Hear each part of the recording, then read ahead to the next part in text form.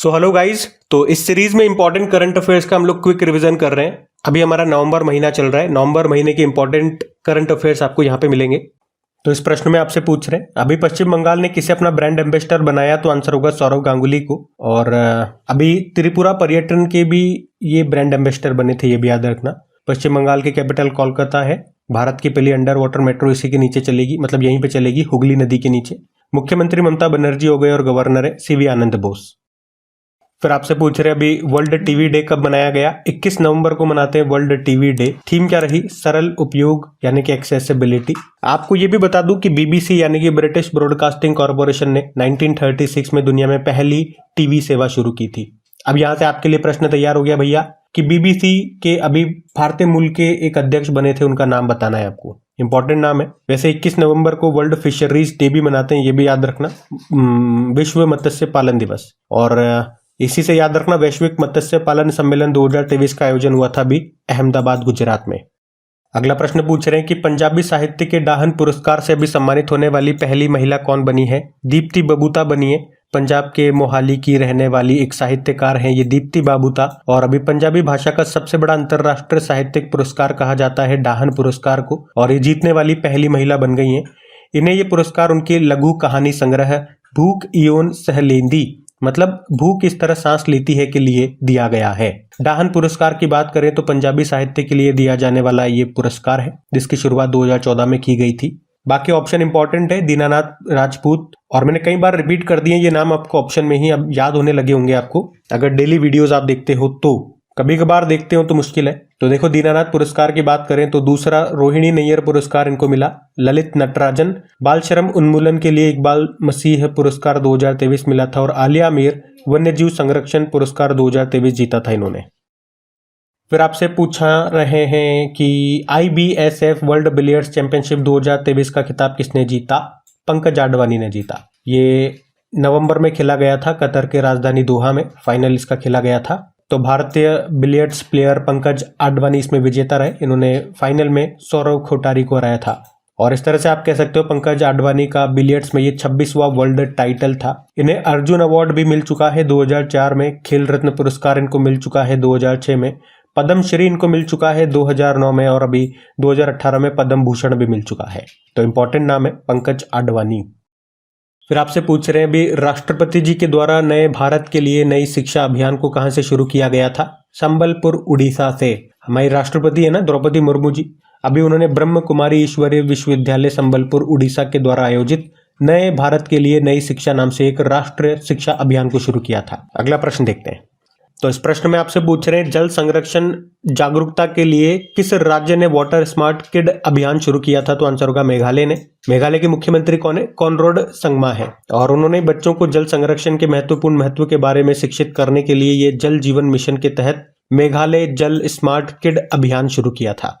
अगला प्रश्न देखो, यूनाइटेड नेशन लेखा परीक्षक पैनल का उपाध्यक्ष किसे चुना गया? गिरीश चंद्र मुर्मू को। आप जानते ही हो ये कौन है? ये भारत के CAG हैं, यानी कि नियंत्रक एवं महालेखा परीक्षक है। और अभी इन्हीं को 2024 के लिए संयुक्त राष्ट्र लेखा परीक्षक का उपाध्यक्ष चुना गया है। अभी आपको याद हो तो कुछ समय पहले वो WHO के बाहरी लेखा परीक्षक एक्सटर्नल ऑडिटर भी चुने गए थे। तो इंपॉर्टेंट नाम रहेगा रघु श्रीनिवासन भी नाम इंपॉर्टेंट है, बॉर्डर रोड ऑर्गेनाइजेशन के प्रमुख बने थे ये। अगला प्रश्न क्या है? अभी गोवा राज्य सरकार के द्वारा पहला मनोहर पारिकर युवा वैज्ञानिक पुरस्कार किसे दिया गया? डॉक्टर मथवराज S को। गोवा के मुख्यमंत्री कौन है? प्रमोद सावंत है। और अभी इन्होंने पहले मनोहर पारिकर युवा वैज्ञानिक पुरस्कार से डॉक्टर मथवराज S को सम्मानित किया है। कौन है ये डॉक्टर मथवराज S? वे इसरो के फेमस वैज्ञानिक हैं जिन्होंने चंद्रयान 3 के पावर्ड डिसेंट ट्रैजेक्टरी को डिजाइन किया था। और चंद्रयान 3 आप जानते ही हो, ये चंद्रमा पे बिल्कुल सफलतापूर्वक लॉन्च हुआ, दुनिया का चौथा देश बना, और साउथ पोल पे जाने वाला तो दुनिया का पहला देश बना था। और इसमें पुरस्कार राशि के रूप में 5 लाख रुपए दिए गए। अभी शिव शंकरी याद होगा 32वां सरस्वती सम्मान मिला इनको 2022 के लिए, इनके उपन्यास सूर्यवंशम के लिए। डॉक्टर ज्ञान चतुर्वेदी की बात करें, 32वां व्यास सम्मान मिला 2022 के लिए, इनके उपन्यास पागलखाना के लिए। और डॉक्टर महेंद्र कुमार मिश्रा की बात करें, अंतर्राष्ट्रीय मातृभाषा पुरस्कार इनको मिला था। अगला प्रश्न पूछ रहे जम्मू कश्मीर के अभी किस जिले के केसर को GI टैग मिला? तो आंसर होगा किश्तवाड़। तो अभी जम्मू कश्मीर के किश्तवाड़ जिले के केसर को अभी GI टैग मिला है, याद रखना। इससे पहले आपको याद होगा शायद जम्मू कश्मीर के कश्मीरी केसर को भी GI टैग दिया गया था। और ये जो किश्तवाड़ केसर है ये दुनिया की सबसे शुद्ध केसर मानी जाती है, बड़ी महंगी होती है ये। इससे तो बढ़िया फिर वही है दाने दाने में केसर का दम। देखो फिर अगला प्रश्न क्या है। आसियान भारत बाजरा महोत्सव 2023 कहाँ पे आयोजित किया गया? ये इंडोनेशिया में हुआ था। आपको पता है ये 2023 को हमने अंतर्राष्ट्रीय बाजरा वर्ष यानी कि मोटे अनाज का अंतर्राष्ट्रीय वर्ष यानी कि ईयर ऑफ मिलेट्स के रूप में मनाया था। और अभी नवंबर में ये आसियान भारत बाजरा महोत्सव 2023 का आयोजन भी किया गया। इंडोनेशिया के जकार्ता में हुआ था ये। आसियान की बात जरूर करेंगे हम। Association of south east Asian nation full form होती है। स्थापना होती है 1967 में। और सबसे इंपॉर्टेंट याद रखना कि 11वां इसका सदस्य देश अभी बना है तिमोर लेस्ते। क्या भारत इसका सदस्य देश है? तो आंसर होगा नहीं है। हेडक्वार्टर जकार्ता इंडोनेशिया में है। और 2023 में इसकी 43rd नंबर की जो समिट थी उसको भी होस्ट किया था। नहीं की भी बात कर लें, कैपिटल जकार्ता है। नई कैपिटल इसकी नुसंतारा है। ये बोर्नियो द्वीप पर स्थित है और सर्वाधिक द्वीपों वाला देश है ये इंडोनेशिया। क्राकातोआ ज्वालामुखी आपने सुना होगा, सिनाबुंग, माउंट मेरापी, ये सब आपको इंडोनेशिया में मिलेंगी जो फटते रहते हैं अक्सर, जहाँ पे विस्फोट होते रहते हैं। अगला प्रश्न है, नवंबर 2023 में सुप्रीम कोर्ट की पहली महिला जज का निधन हो गया, नाम बताओ। फातिमा बीवी इनका नाम है। इंपॉर्टेंट क्वेश्चन मार्क कर लेना। ये सुप्रीम कोर्ट की पहली महिला जज थी और तमिलनाडु की पूर्व राज्यपाल रह चुकी थी ये फातिमा बीवी। अभी 96 वर्ष की उम्र में इनका निधन हो गया। किस राज्य से थी? तो केरल राज्य से थी। और आप कह सकते हो ये देश की किसी भी हाई कोर्ट में पहली मुस्लिम महिला जज भी थी। वैसे अभी तक सुप्रीम कोर्ट में पहली महिला चीफ जस्टिस तो रही नहीं है, तो पहली महिला जज ही है, तो नाम याद रखना। अब आप मेरे दो प्रश्नों का उत्तर दो फटाफट से कि भारत में हाई कोर्ट में पहली महिला जज और पहली महिला चीफ जस्टिस कौन रही है, नाम बताओ। बाकी चंद्रा नायडू की बात करें तो भारत की पहली महिला क्रिकेट कमेंट्रेटर थी, ये निधन हो गया इनका भी। कंचन चौधरी भट्टाचार्य ये देश की पहली महिला डीजीपी थी, इनका भी निधन हो गया, ये भी ध्यान में रखना। फिर आपसे पूछ रहे अभी दूसरा CII India Nordic Baltic business conclave 2023 का आयोजन कहाँ पे हुआ? तो आंसर होगा भारत में। CII मतलब कॉन्फेडरेशन ऑफ इंडियन इंडस्ट्री। तो अभी याद रखना CII India Nordic Baltic business conclave का दूसरा संस्करण हुआ, ये नवंबर में हुआ था, भारत में हुआ था। भारत में भी कहाँ? नई दिल्ली में। भारत में हुआ था इसलिए मैं आपको ये प्रश्न बता रहा हूँ। फिर आपसे पूछ रहे हैं, अच्छा प्रश्न है, भारत के किस राज्य में पहले 3D प्रिंटेड मंदिर का उद्घाटन किया गया? तो आंसर होगा तेलंगाना में।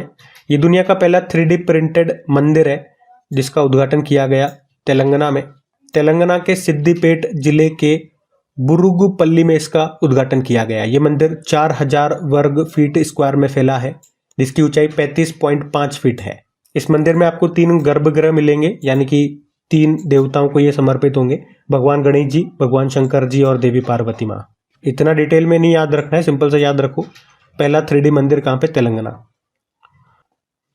अगला प्रश्न पूछ रहे हैं, अभी 16वीं विश्व वुशु चैंपियनशिप किस देश में आयोजित की गई? ये अमेरिका में हुई थी। वर्ल्ड वुशु चैंपियनशिप 2023 16वां इसका संस्करण था। टेक्सास अमेरिका में इसका आयोजन किया गया। वुशु क्या है? ये एक तरह का चाइनीज मार्शल आर्ट है। फिर आपसे क्या पूछ रहे हैं, अभी दिसंबर 2023 में पहले खेलो इंडिया पैरा गेम्स का आयोजन कहाँ पे किया गया? तो नई दिल्ली में हुआ था। ये पहली बार हुए थे खेलो इंडिया पैरा गेम्स और इसमें 7 खेलों को शामिल किया गया था। पैरा एथलेटिक्स, पैरा निशानेबाजी, पैरा तीरंदाजी, para football, para badminton, para TT और पैरा वेटलिफ्टिंग। और वैसे इसके रिजल्ट आ चुके हैं, मैं आपको बताऊंगा कौन विजेता रहा, लेकिन उससे पहले मैं आपसे जानना चाहूंगा, बताओ इसमें कौन विजेता रहा और इसका शुभंकर क्या था? शुभंकर उज्ज्वला था, जो गौरैया चिड़िया को रिप्रेजेंट करता है। आपको वैसे याद होगा अभी पैरा एशियन गेम्स हुए थे चाइना के हांगजाओ में, उसमें भारत ने 111 मेडल जीते थे। 29 गोल्ड थे, 31 सिल्वर थे और 51 ब्रोंज थे। इसी के साथ भारत 5वें स्थान पे था, टॉप पे तो चाइना रहा था। और यहाँ पे खेलो गेम्स में आपको फिर से रिवाइज करा दूं तो खेलो इंडिया यूथ गेम्स का जो 5वां संस्करण हुआ था 2023 में, वो मध्य प्रदेश में हुआ था। मैस्कॉट उसका आशा था, टॉप पे महाराष्ट्र रहा था। और अभी 2024 में इसका जो 6ठा संस्करण है वो तमिलनाडु में हुआ, वीर मंगाई उसका शुभंकर है। वहीं खेलो इंडिया यूनिवर्सिटी गेम्स जो हुआ 2023 में 3रा संस्करण था, उत्तर प्रदेश में हुआ, शुभंकर था जीतू और टॉप पे रहा था पंजाब यूनिवर्सिटी। वहीं 2023 में ही खेलो इंडिया विंटर गेम्स भी हुए थे, 3रा संस्करण था जम्मू कश्मीर के गुलमर्ग में हुआ, उसमें भी टॉप पे रहा था जम्मू कश्मीर। और पैरा गेम्स है तो एक पैरा खिलाड़ी जरूर बताऊंगा मैं आपको, पद्म भूषण पाने वाले पहले पैरा एथलीट का नाम देवेंद्र झाझरिया इनका नाम है। अब आप लोग मुझे बताओ देवेंद्र झाझरिया का संबंध किससे है, किस खेल से है? और एक अवनी लखेरा का नाम भी याद रखना, ये शूटर है राजस्थान की। अभी एक ही खेल में 2 पदक जीतने वाली ये पहली भारतीय महिला बनी थी। और पैरालंपिक में गोल्ड जीतने वाली भी ये पहली भारतीय महिला बनी थी। तो पैरा गेम्स आए तो ये 2 पैरा खिलाड़ी बड़े इंपॉर्टेंट है, नाम याद रखना। अच्छा, वैसे एक शीतल देवी नाम भी बड़ा अभी चर्चा में है, पैरा तीरंदाज है वो, उनका नाम भी याद रखना। और अगर बता सकते हो तो बताओ, अभी शीतल देवी को 2-3 अवार्ड मिले हैं अच्छे अच्छे, या यूं कहूं कि उनका नाम किस किस कारण से न्यूज में था, आप में से कौन बता सकते हैं, बताइए। चलिए, बाकी मुझे पता है आप में से जितने स्टूडेंट देख रहे होंगे, इसमें से कुछ स्टूडेंट्स तो आंसर कर पाएंगे, बाकी जो आंसर नहीं कर पाते वो कमेंट में जाकर के उनसे आंसर देख लिया करो। दूसरों से सीखने में कोई बुराई नहीं है, अगर हमें नहीं आता तो कोई दिक्कत नहीं है, जिसको आता है उससे सीख लो। और अगर दूसरों से नहीं सीखना तो फिर खुद मेहनत कर लो, थोड़ी सी गूगल कर लिया करो। और अगर मेहनत भी नहीं करनी, सीखना भी नहीं है, तो फिर कैसे काम चलेगा मेरे भाई। और ये जितने भी प्रश्न मैं आपसे पूछता हूं ना, ये मैं आपको कई बार बता चुका होता हूं, इसलिए प्रश्न पूछता हूं। और प्रश्न पूछना भी जरूरी है, क्योंकि हर बार बार बार मैं आपको सारी चीजें बताता हुआ चलूंगा। अगर बीच में आपको टेस्ट नहीं लूंगा तो आप खुद का सेल्फ एनालिसिस कैसे कर पाओगे। तो टेस्ट भी जरूरी होता है। और कोई नई चीज मैं आपसे नहीं पूछूंगा, हमेशा जो मैं आपको पढ़ा चुका हूं वही चीज पूछूंगा, ये भी देख लेना। अब अगला प्रश्न देखो, नीदरलैंड के अगले प्रधानमंत्री बनने के लिए किसे चुना गया? तो गिल्ट वाइल्डर्स, वाइल्डर्स तो नाम ऐसे लिखा है, इसे वेल्डिंग की दुकान पे काम करता है ये, नीदरलैंड के प्रधानमंत्री बन गए, ध्यान रखना। अभी जिम्बाब्वे के दूसरी बार प्रेसिडेंट बने थे एमरसन मंगांगवा, याद है। सिंगापुर के प्रेसिडेंट बने थर्मन षणमुगरत्नम, और थाईलैंड के प्रधानमंत्री बने थे श्रेथा थाविसेन। ये नाम भी न्यूज में थे, ध्यान में रखना। नीदरलैंड की बात करें, स्टैटिक कैपिटल एम्स्टर्डम है, करेंसी है यूरो, प्रधानमंत्री हैं गिल्ट वाइल्डर्स। फिर अगला प्रश्न पूछ रहे हैं, कौन सा हाईवे उत्तर प्रदेश का पहला सोलर एक्सप्रेसवे बनने जा रहा है? तो आंसर होगा बुंदेलखंड हाईवे। बुंदेलखंड एक्सप्रेसवे ये कितना लंबा है? 296 किलोमीटर लंबा है ये। और इस प्रश्न का मतलब क्या हो गया? इस प्रश्न का मतलब ये हो गया कि बुंदेलखंड एक्सप्रेसवे के किनारे 1700 हेक्टेयर भूमि पर सौर ऊर्जा संयंत्र स्थापित किए जाएंगे। इससे 550 मेगावाट सौर ऊर्जा, सोलर एनर्जी निकलेगी, और इससे 1 लाख घरों को बिजली पहुंच सकेगी। फिर आपसे पूछ रहे हैं, अभी भारत और किस देश के बीच संयुक्त अभ्यास है सूर्य किरण, इसका आयोजन हुआ? तो ये नेपाल और भारत के बीच में होता है सूर्य किरण। 2023 में इसका ये 17वां संस्करण था, जो भारत और नेपाल के बीच में हुआ। नवंबर दिसंबर में हुआ था ये भी। कहां पे हुआ था? उत्तराखंड के पिथौरागढ़ में हुआ था। फिर आपसे पूछ रहे हैं, अभी राष्ट्रीय स्क्वैश चैंपियनशिप जीतने वाले दूसरे सबसे कम उम्र के खिलाड़ी कौन बन गई? तो आंसर होगा अनाहत सिंह। 15 वर्ष इनकी उम्र है अनाहत सिंह की, और अभी चेन्नई में सीनियर नेशनल स्क्वैश चैंपियनशिप में महिलाओं का खिताब इन्होंने हासिल किया है, और ये खिताब पाने वाली ये दूसरी सबसे कम उम्र की खिलाड़ी बन गई हैं। इन्होंने हराया किसे? तन्वी खन्ना को हराया। और पुरुषों में बात करें, ये चैंपियनशिप किसने जीती? तो वेलावन सेंथिल कुमार ने जीती है, उन्होंने अभय सिंह को हराया था। आपको याद हो तो अंडर 17 एशियाई जूनियर स्क्वैश चैंपियनशिप 2023 को भी जीता था अनाहत सिंह ने। अगला प्रश्न क्या है? अभी पैरा एशियाई तीरंदाजी चैंपियनशिप 2023 में भारत पदक तालिका में कौन से स्थान पर रहा? तो पहले स्थान पर रहा था, तो इंपॉर्टेंट प्रश्न हो गया। पैरा एशियन आर्चरी चैंपियनशिप 2023 जो कहां पे हुआ था? थाईलैंड के बैंकॉक में हुआ था। भारत पहले स्थान पर रहा। कितने मेडल जीते? 9 मेडल, 4 गोल्ड है, 4 सिल्वर है और 1 ब्रोंज है। फिर अगला प्रश्न है, अभी चर्चा में रही दुनिया की पहली ट्रांसजेंडर क्रिकेट खिलाड़ी डैनियल मैकगेही, ये किस देश की क्रिकेट टीम की खिलाड़ी थी? कनाडा से खेलती थी ये। और मैंने थी क्यों बोला? क्योंकि अभी आईसीसी ने महिलाओं के अंतरराष्ट्रीय क्रिकेट से ट्रांसजेंडरों को बैन कर दिया है। अब महिला क्रिकेट टीम में कोई भी ट्रांसजेंडर नहीं खेल पाएगा। तो अभी तक ये कनाडा टीम के लिए खेलती थी, लेकिन अब नहीं खेल पाएंगी। तो इनका नाम न्यूज में था, तो फिर इन्होंने संन्यास की घोषणा कर दी थी। अभी आईसीसी आप जानते ही 1909 में इसका स्थापना होता है, दुबई में हेडक्वार्टर है। सीईओ जॉफ एलार्डिस है और चेयरमैन है ग्रेग बार्कले, ये न्यूजीलैंड से है। अगला प्रश्न क्या है? बीबीसी 100 वुमेन 2023 की सूची में कितनी भारतीय महिलाओं को शामिल किया गया? तो आंसर होगा 4 को। तो अभी बीबीसी ने 2023 के लिए दुनिया की सबसे प्रेरक और प्रभावशाली महिलाओं की सूची जारी की है, जिसमें से 4 भारतीय महिलाएं हैं। कौन कौन है वो? अभिनेत्री दिया मिर्जा, क्रिकेटर हरमनप्रीत कौर, फोटोग्राफर है आरती कुमार राव, और तिब्बती बौद्ध नन जेत्सुनमा तेंजिन पाल्मो। बीबीसी आपको पता है ये ब्रिटिश ब्रॉडकास्टिंग कॉर्पोरेशन, जिसका हेडक्वार्टर लंदन यूके में है। मैंने आपसे पूछा था अभी इसके भारतीय मूल के अध्यक्ष बने नाम बताओ, कमेंट बॉक्स में बताना है आपको। हिंट मैं आपको थोड़ी सी दे देता हूँ, उनका सरनेम हमारे जो गृह मंत्री का सरनेम है वैसा ही है। अब बताओ। अगला प्रश्न हम पूछते हैं कि चक्रवात माइकोंग ये बंगाल की खाड़ी में उत्पन्न हुआ, इसका नाम किस देश ने रखा था? म्यांमार ने इसका नाम रखा था। और इससे कुछ समय पहले बंगाल की खाड़ी में ही मिघिली नाम का तूफान भी आया था, उसका नाम मालदीव ने रखा था। और फिर बंगाल की खाड़ी में ये एक और आ गया, इसका नाम माइकोंग रखा, किसने? म्यांमार ने। तो गाइज ये थी आज की आपकी करंट अफेयर्स के रिवीजन वाली क्लास। आज के इस सेशन में बहुत इंपॉर्टेंट क्वेश्चन मिले हमें।